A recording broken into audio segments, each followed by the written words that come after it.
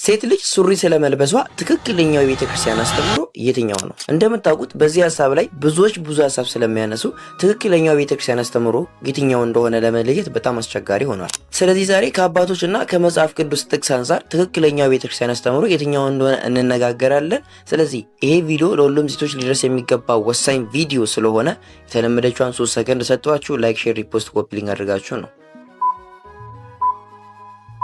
በጣም ጥሩ። በመጀመሪያ ደረጃ ሱሪ ለባሽ ከሆኑ ሴቶች ብዙ ጊዜ የሚጠይቀው ጥያቄ ምንድነው? ሴት ልጅ ሱሪ አትልበስ የሚል ቃል ቀጥታ መጽሐፍ ቅዱስ ላይ ተጽፏል ወይ የሚል ሲሆን በፍጹም አልተጻፈም። ታዲያ ቤተክርስቲያን ሱሪ መልበስን ትከለክላለች ወይስ አትከለክልም የሚለው ጥያቄ ጋር ስንመጣ ለዚህ ጥያቄ ከቤተክርስቲያን ቀጥታ የሆነ መልስ ሳይሆን የምታገኙት መጽሐፍ ቅዱስ ምንድነው የሚለውን አይታችሁ አውጥታችሁ አውረዳችሁ አስልታችሁ ራሳችሁ የምትደርሱበት ውሳኔ ነው። እንዴት ካላችሁኝ በመጀመሪያ ደረጃ ቤተክርስቲያን ሴት ልጅ ሱሪ አትልበስ ብላ ሳይሆን የምታስተምረው ሴት ልጅ አግባብ ባልሆነ ልብስ አታጌጥ ነው የምትለው። ይህም በአንደኛ ጢሞቴዎስ ምዕራፍ 2 ከቁጥር 9 እስከ 10 ላይ ያለ ኃይለ ቃል ሲሆን ሱሪ ታዲያ አግባብ ያልሆነ ልብስ ውስጥ ይካተታል ወይስ አይካተትም የሚለውን ስናይ በመጀመሪያ ደረጃ ሱሪ ሴት ልጅ የተክለ ሰውነቷ ውበት ጎልቶ እንዲታይ በፈረንጆች ዲዛይን የተደረገ ልብስ ነው። የአንዲት ሴት ተክለ ሰውነቷ ጎልቶ መታየት ደግሞ ለብዙ በመንፈሳዊ ሕይወት ደካማ ለሆኑ ወንዶች የዝሙት መቀስቀሻ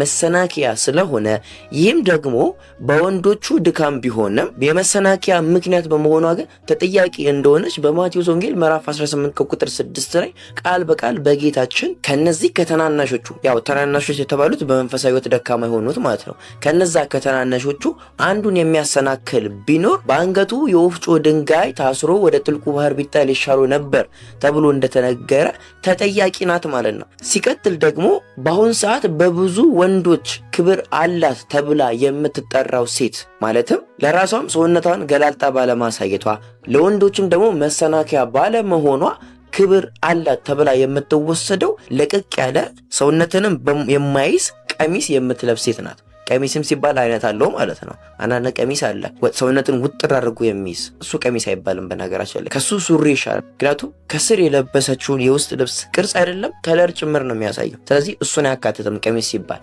ለቀቅ ያለ የሰውነትን ቅርጽ አጉልቶ የማያሳይ አግባብ ያለው ቀሚስ የምትለብስ ሴት ናት ክብር አላት ተብሎ በብዙ ወንዶች ዘንድ የምትመረጠው። ልብ በሉ፣ ይህን ስላችሁ ሁሉም አይደለም አብዛኞቹ። ስለዚህ ከነዚህ ሁለት ምክንያቶች አንጻር ሱሪ አግባብ የሆነ ልብስ አይደለም ማለት ነው። ስለዚህ ሱሪ አግባብ ካልሆነ ቤተክርስቲያን አግባብ ባልሆነ ልብስ አታጌጡ ካለች ስለዚህ ምን እያልኳችሁ ነው? ለእናንተ ትችዋለሁ። እሱ ታዲያ እንደዚህ ሲባል ሱሪ መልበስ ሱስ የሆነባችሁ ሰዎች ለመልበስ የማይፈበርኩት የማይፈለስፉት የማያመጡት ጥቅስ የለምና ከዛ ውስጥ በጣም የሚገርመኝና በብዙዎች ዘንድ የምጠይቀው ጥያቄ ምንድነው?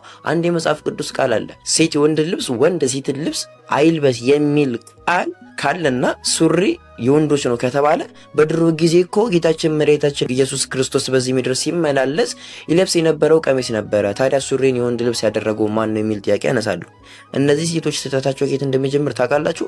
ቃሉን ራሱ በትክክል ካለመረዳታቸው ነው። ቃሉ ሱሪ ለወንዶች ሰጥቶ ቀሚስን ደግሞ ለሴቶች ሰጥቶ ስፔሲፊክ አድርጎ ሳይሆን የሚናገረው አጠቃላይ ጄነራላይዝ አድርጎ የወንድ የተባለ ለሴት አይገባም፣ የሴት የተባለ ለወንድ አይገባም ነው ያለው። ሱሪ ቀሚስ የሚል ነገር አልጠቀሰም። ስለዚህ ታዲያ እንደየዘመኑ እንደየባህሉ እንደየሀገሩ እንደየቦታው የወንዶች ልብስ የሚባልና የሴቶች ልብስ የሚባል ይለያያል። ለምሳሌ እዚህ ኢትዮጵያ ውስጥ በአሁን ጊዜ በወንዶች የሚለበሰው ሱሪ ከሆነ የሆነ ሀገር ላይ የሆነ ከተማ የሆነ ባህል ላይ ቀሚስ ሊሆን ይችላል በወንዶች የሚለበሰው። ስለዚህ እንደየቦታው እንደየተደነገገው ሕግ የወንድ የተባለው ለሴት አይገባም የሴት የተባለው ለወንድ አይገባም ነው እያለ ያለው። ስለዚህ በአሁን ጊዜ መሀል ኢትዮጵያ ውስጥ በብዛት በወንዶች የሚለበሰው ሱሪ ከሆነ ተውት በቃ ሴቶች ለወንዶች እንዴ ምንም እኮ የሚጎላችሁ ነገር የለም። ፕሊዝ ክብር አለኝ ብላችሁ የምታስቡ ከሆነ ሱሪ መልበሳችሁን አቁሙ። ደብቁት ክብራችሁን ከቀሚሳችሁ ስር። እኔ የግሌን አስተያየት ብትጠይቁኝ ቀሚስ እንደምትለብስ ሴት ማከብራ ሴት የለችም። እንደው ባግራንዷ ምንም ቢሆን እንኳን በጣም ነው ማከብራት። ስለዚህ ሴቶች